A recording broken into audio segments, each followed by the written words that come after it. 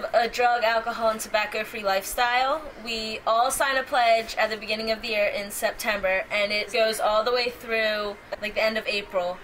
And the alcohol part is the only part that is during that time.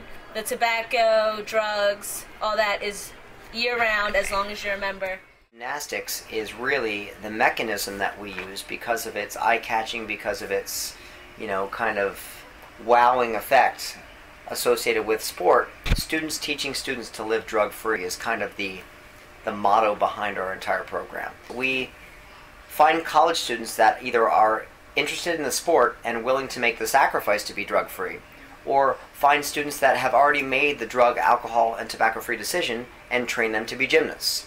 So it's really kind of a nice meshing of the two philosophies, and that message is the driving factor why we exist.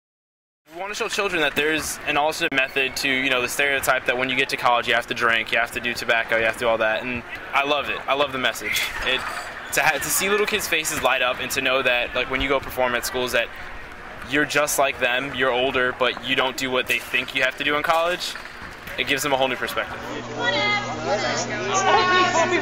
The good message is completely unique from everyone else in the university. It's great because we can go to elementary schools where the kids aren't really exposed to that whole idea, and if they see something that they think is cool or that they like, normally they'll model it and just look at us as role models and try to be like us as well. So I think it's good for the kids to understand that we can do stuff without drugs and alcohol, and they can too.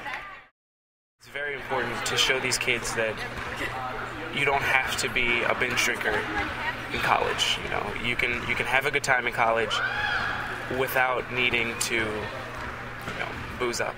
We try to reach out to the students that we perform for by any means necessary, through our gymnastic shows, through our personal interaction, to show them, regardless of age, sex, gender, height, weight, you can make healthy decisions for yourself just like we do.